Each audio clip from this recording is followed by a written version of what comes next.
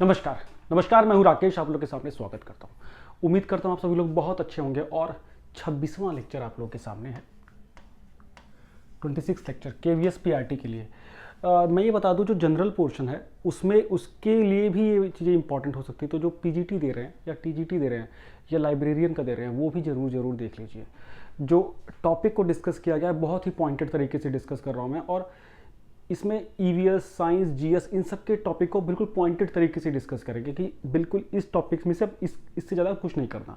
ठीक, तो आज हम इसमें बहुत इंपॉर्टेंट सब्जेक्ट ले रहे हैं जो जियोग्राफी है।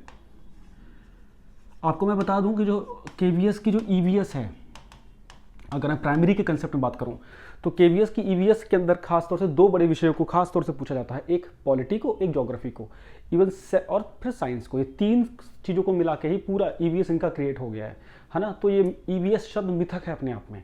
ये एक्चुअली ज्योग्राफी, पॉलिटी और साइंस इन एवरीडे लाइफ का एक मिक्सचर है। ठीक है, उसके बाद थोड़ा सा साइंस एंड टेक वगैरह है, तो उसको हम साइंस में ही कवर अप मानते हैं।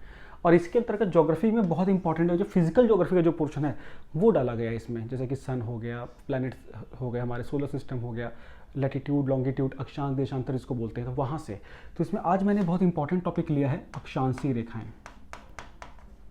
बहुत से लोगों को छठी क्लास में टॉपिक दिया हुआ है ये, लेकिन सच्चाई ये है कि हमें अभी पढ़ना है ना। जो चीज़ छठी क्लास में नहीं की वो अभी करनी है। अब क्या है ये चीज़ें, क्या कुछ देखिए, मैं आपको ये मान के चल रहा हूँ क्या वाकई में छठी क्लास के बच्चे हैं कि आपको कुछ भी नहीं आता है, उस हिसाब से हम देखते हैं। और जिसको आता है बहुत अच्छी बात है, अगर कुछ नई चीज़ सीखने को मिल जाए तो उसे पॉइंटेड लिख लीजिएगा। लिखने की आदत जरूर डालिए, लिखने से आपकी चीज़ वो आपकी स्मृति में हमेशा के लिए अमिट हो जाती है। देखिए, जैसे हम देख लेते हैं कि ये येलो जो लाइन है, ये बेसिकली हम इसको मान लेते हैं कि अर्थ का सर्कमफ्रेंस है, अर्थ का जो आउटर इलाका है, तो ये पृथ्वी है। इसका कहने का मतलब सीधा सीधा, तो पृथ्वी पे ना जो लेटी हुई हॉरिजॉन्टल लेटी हुई कुछ काल्पनिक रेखाएं हैं, जिसको जो पूरी पृथ्वी पे लगा दी गई हैं, है ना। ये रेखाएं वास्तविक में एग्जिस्ट नहीं करती हैं, मतलब काल्पनिक रेखाएं हैं। पहली बात तो क्या है, ये काल्पनिक हैं। ठीक,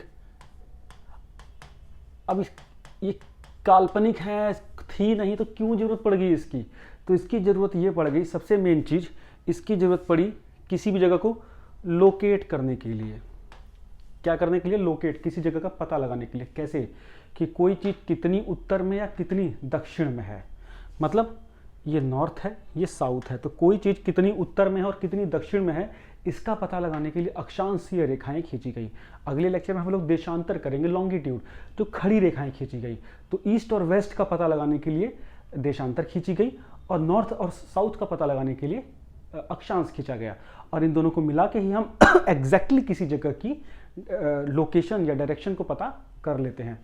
आपका जो जीपीएस है वो इसी के कंसेप्ट पे काम करता है।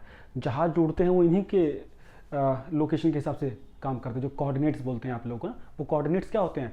अक्षांशीय रेखाएं पर्टिकुलर जगह की और पर्टिकुलर जगह की देशांतरी रेखाएं। बस काम आपका हो गया। ठीक है। अब देखिए, अब इसमें क्या है, टोटली कितनी रेखाएं होती, क्या होती है इसको देखिए। सबसे पहले तो इसमें एक इंपॉर्टेंट लाइन होती है जो 0 डिग्री पे होती है। क्या होती है? 0 डिग्री पे होती है। ये बिल्कुल पृथ्वी के बीचों बीच से जाती है ना। और इस रेखा को कई नामों से जाना जाता है। इसको सबसे पहले तो बिल्कुल बीचों बीच से गई है तो इसको भूमध्य रेखा भी बोल देते हैं। क्वेश्चन लिखते रहिए, भूमध्य रेखा। मैं रिकैप्सुलेट करूंगा लास्ट में कौन कौन से क्वेश्चन इसमें बन रहे हैं। इसको इंग्लिश में इक्वेटोरियल लाइन भी बोलते हैं या इक्वेटर भी बोलते हैं। इसको विषुवत के नाम से भी जाना जाता है। तो कंफ्यूज नहीं होना है कि ये विषुवत कुछ और है क्या। विषुवत भी सेम वही ऐसी लाइन जो बिल्कुल अर्थ के बराबर बराबर हिस्से से गई है। ठीक है, और उसको 0 डिग्री बोला गया। अब आप बोलोगे सर इसको 0 डिग्री क्यों बोल दिया गया? तो हम जाएंगे पृथ्वी के सेंटर में। तो सेंटर से और उस जगह बिल्कुल इस पॉइंट का जितने एंगल का गैप होगा उतना ही डिग्री का एंगल हो जाता है। तो इस पॉइंट में इसकी इस लाइन पे 0 डिग्री का गैप था, इसलिए 0 डिग्री हो गया। इसीलिए अगला क्या है? अगला 1 2 3 4। तो इसके इस लाइन के जो विषुवत है, इसके ऊपर का हिस्सा उत्तरी गोलार्ध कहलाता है, नीचे का हिस्सा दक्षिणी गोलार्ध कहलाता है। तो उत्तरी गोलार्ध में इसी तरह 90 काल्पनिक रेखाएं खींची जाएंगी। ठीक है, 90 काल्पनिक रेखाएं, 0.90 काल्पनिक रेखाएं बनाई गई। क्यों? सर्कल है तो मैक्सिमम 90 डिग्री पे तो स्ट्रेट हो जाएगा ना। अब कैसे? मान लीजिए ये यहां से 1 डिग्री का एंगल बनाया पृथ्वी के बिल्कुल बीचों बीच से, और 1 डिग्री का एंगल के बाद जहाँ पे वो सरकमफ्रेंस पे पृथ्वी की परिधि पे जहाँ वो टच होती है वहाँ वो हो जाएगा 1 डिग्री उत्तर। ऐसे ही 2 डिग्री नाप के जहाँ 2 डिग्री हो गया वहाँ 2 डिग्री उत्तर, ऐसे चलता रहा।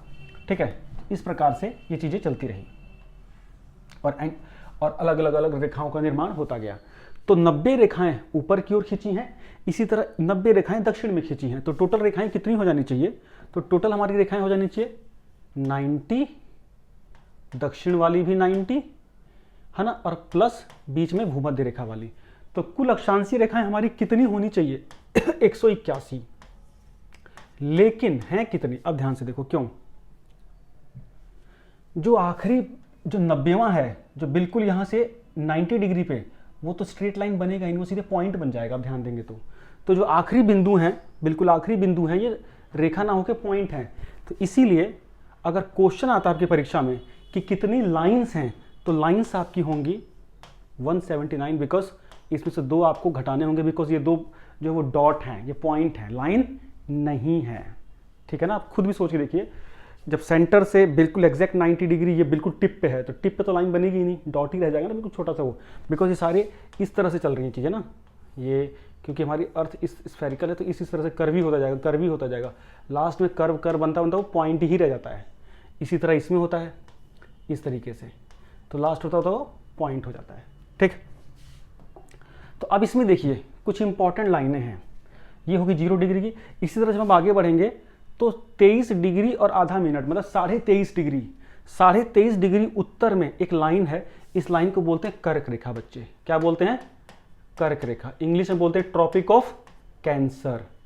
ट्रॉपिक ऑफ कैंसर मतलब कर्क रेखा, या वह अक्षांश रेखा जो 23.5 डिग्री से गुजरती है, उस अक्षांश रेखा को कर्क रेखा या कैंसर ट्रॉपिक का बोलते हैं। ठीक, इसी प्रकार इतने ही अंक में दक्षिण में 23.5 डिग्री साउथ में एक रेखा गुजरती है जिसको बोलते हैं मकर रेखा। क्या बोलते हैं?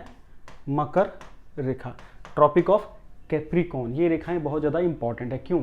बिकॉज ये इंपॉर्टेंट बॉर्डर क्रिएट करती हैं। ऐसे ही 66.5 डिग्री उत्तर और 66.5 डिग्री दक्षिण, ये रेखाएं भी इंपॉर्टेंट है। तो देखिए हमारे ग्लोब में 4 से 5 अक्षांश रेखा बहुत इंपॉर्टेंट है। एक तो मेन बीच वाली, एक दूसरी 23.5 डिग्री उत्तर, तीसरी 23.5 डिग्री दक्षिण। ठीक है, चौथी 66.5 डिग्री दक्षिण और 5वीं 66.5 डिग्री उत्तर। ये क्या है? ये अर्थ को ना अलग अलग क्लाइमेट एरिया में बांटती हैं। जो 23.5 डिग्री नॉर्थ साउथ से 23.5 डिग्री नॉर्थ के बीच का जो इलाका है, इसे बोलते हैं उष्ण कटिबंधीय इलाका। ये इलाका पूरा 23.5 डिग्री ऊपर 23.5 डिग्री नीचे, है ना। ये है ट्रॉपिक ऑफ इक्वेटर के आसपास का इलाका, और इसको बोलते हैं ट्रॉपिकल रीजन, उष्ण कटिबंधीय इलाका। इस एरिया में ही पूरी पृथ्वी पे सबसे ज़्यादा बारिश होती है, इस एरिया में ही सबसे ज़्यादा यहाँ जैव विविधता है, इस एरिया में ही सबसे ज़्यादा यहाँ ऑक्सीजन है। ठीक है, क्यों? क्योंकि सूर्य की रोशनी लगभग वर्ष भर सीधी पड़ती है इन हिस्सों पे, इसीलिए इन इलाकों में गर्मी भी आपको कंपैरेटिवली ज़्यादा देखने को मिलेगी।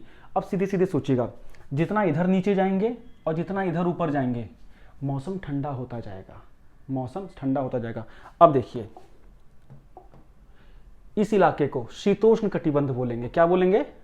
शीतोष्ण कटिबंध। केवीएस की क्लासेस शुरू हो चुकी हैं, अभी तक केवीएस की क्लासेस अगर ज्वाइन नहीं की है तो जरूर ज्वाइन कर सकते हैं। बीओ की क्लासेस ऑलरेडी चल रही हैं। टेलीग्राम ग्रुप अगर आपने पहले से ज्वाइन नहीं किया हुआ तो जरूर जरूर जरूर ज्वाइन कर लीजिए। Current affair, quizzes, important news, अभी जैसे हरियाणा वैकेंसी आई थी उसका नोटिफिकेशन वहाँ डाल दिया गया है, तो आप अलर्ट रहेंगे, बिल्कुल कनेक्टेड रहेंगे। 4 से 5 महीने का समय अभी मोटी मोटा है परीक्षा होने में केवीएस का, तब तक अपने आप को बिल्कुल मजबूत बना लीजिए। कोई भी समस्या है तो 7678668827 पे व्हाट्सअप करके, टेलीग्राम करके बातचीत कर सकते हैं। चलिए, तो इन इलाकों को बोल देता है शीतोष्ण कटिबंध, इंग्लिश में बोलते हैं सब ट्रॉपिकल रीजन, सब ट्रॉपिकल रीजन। ठीक है, और इसके ऊपर एकदम टुंड्रा रीजन होता है ना, बर्फीला रीजन, टुंड्रा, है ना, टुंड्रा रीजन मतलब ठंडा बिल्कुल प्रदेश। ठीक है, ये, और जितना ऊपर आप जाएंगे तो यहाँ पे आपको ग्लेशियर मिलते हैं, यहाँ पे ये आर्कटिक और ये अंटार्कटिक। ठीक है ना, ये है सिस्टम। तो इस तरीके से भी अक्षांश रेखाओं से भी वेदर का पता लगा सकते हैं हम लोग। बेसिकली कहाँ पे हैं इंडिया वाले? क्योंकि इंडिया के बिल्कुल बीच में से ये रेखा निकलती है, एक कर्क रेखा, तो हम लगभग यहाँ पे हैं। इसीलिए ऊपर का हिस्सा हमारा थोड़ा ठंडा होता है, नीचे का हिस्सा ज़्यादा गर्म होता है, और जितना ऊपर आप चलते चले जाओगे उतनी आपको ठंडक मिलेगी। ये यूरोप वगैरह कहाँ है, यूरोप वगैरह यहाँ पे है, इसीलिए तो ऐसा वेदर होता है। ऊपर ग्रीनलैंड की तरफ से जाओ, ग्रीनलैंड इधर है, कनाडा इधर है, ठीक है ना, ये डिफरेंसेस हैं, ठीक है, ये बदलाव हैं, इसीलिए आपको वेदर अलग अलग मिलता है। ऑस्ट्रेलिया आपका इधर है, ठीक, इस तरह से। तो ये जो अक्षांशीय लैटिट्यूड है, ये हमारा टेम्परेचर के बारे में भी बताता है, ये हमारे रीजन को भी हमको बताता है कि कौन कौन सी रीजन कैसे हैं बारिश के आधार पे। ये हमको बताता है कहाँ धूप कहाँ छाँव ज़्यादा पड़ती है, उसमें भी क्लैरिफिकेशन रहता है। और इसके साथ साथ ये हमको ये बताता है कि कोई भी शहर, कोई भी स्थान कितना उत्तर में है, कितना दक्षिण में, कौन किसके उत्तर में है, कौन किसके दक्षिण में है, ठीक है। अब देखिए ये इंपॉर्टेंट लाइन, कौन सी लाइन कहाँ से गुजरती है। अब यह है कर्क रेखा। कर्क रेखा दुनिया के किन किन देशों से गुजरती है। अल्जीरिया, 16 देशों से गुजरती है। कितने देशों से, 16। अल्जीरिया, नाइजर, लीबिया 3, इजिप्ट मतलब मिस्र 5, सऊदी अरब 1 2 3 4 5, सऊदी अरब 5, UAE 6, Oman 7, India 8, Bangladesh 9, Myanmar 10, China 11, Taiwan 12, Mexico 13, Bahamas 14, Mauritania 15 और माली 16। एकदम सीक्वेंस के साथ है, ठीक, डन। इसके साथ अगर आप देखें तो भूमध्य रेखा है ना, भूमध्य रेखा कहाँ कहाँ से गुजरती है, किन किन देशों से। Ecuador, Colombia, Brazil, Sao Tome, फिर Gabon, Republic of Congo, Democratic Republic of Congo, Uganda, Kenya, Somalia, Maldives और इंडोनेशिया और किरिबाती। 1 2 3 4 5 6 7 8 9 10 11 12 और 13। तो भूमध्य रेखा 13 देशों से गुजरती है। मकर रेखा जो साउथ वाले सदर्न हेमिस्फीयर में है, 23.5 डिग्री वाली, 23.5 डिग्री साउथ, ये कहाँ से गुजरती है, 10 देशों से। Argentina 1, Chile 2, Namibia 3, South Africa 4, Madagascar 5, Australia 6, Mozambique 7, Botswana 8, Paraguay 9, Brazil 10, ठीक। ये देश आपको जरूर से जरूर जरूर जरूर जरूर याद रखने होंगे। इसके बाद जो ट्रॉपिक ऑफ कैंसर है, ये इंडिया से भी गुजरती है। तो भारत में कहाँ से गुजरती है, ये 8 राज्यों से, 8 स्टेट से गुजरती है। 8 राज्य। ये राज्य कौन कौन से हैं, वेस्ट से लगा लो, गुजरात, ठीक, राजस्थान, मध्य प्रदेश, छत्तीसगढ़, कितने हो गए, 4 हो गए। इसके बाद आपका झारखंड 5, पश्चिम बंगाल 6, फिर त्रिपुरा 7 और मिजोरम 8। ये हो गए 8 स्टेट जो भारत के 8 स्टेट से जहां से ट्रॉपिक ऑफ कैंसर गुजरता है, ठीक, डन। तो अब ट्रॉपिक ऑफ कैंसर के मतलब कि अक्षांशीय रेखाओं के ऊपर कोई भी क्वेश्चन आए, बिल्कुल से परेशान आपको होने की जरूरत नहीं है। अच्छा, एक क्वेश्चन और आता है कि जो ये 2 रेखाएं हैं, है ना, टोटल 179 लाइन है ना, इनके बीच में कितने किलोमीटर का गैप है, 111 किलोमीटर का। कितने किलोमीटर का गैप है, 111 किलोमीटर का, ठीक है। तो कभी भी आ जाए कितनी रेखाएं हैं अक्षांश की, तो 179 आपको लिखना है, कंफ्यूज नहीं होना है। तो उम्मीद करता हूँ ये लेक्चर आपको अच्छा लगा होगा। नेक्स्ट लेक्चर में हम देशांतर करेंगे केवीएस के लिए। बीओ के लिए नेक्स्ट लेक्चर में प्रीवियस ईयर क्वेश्चंस करेंगे। बीओ, आरओ और पीसीएस, इसके लिए लगे रहिए। केवीएस पीआरटी दे रहे हैं तो बिल्कुल इसके लिए लगे रहिए, ठीक है। उम्मीद करता हूँ ये लेक्चर अच्छा लगा होगा। Thank you so much, bye bye.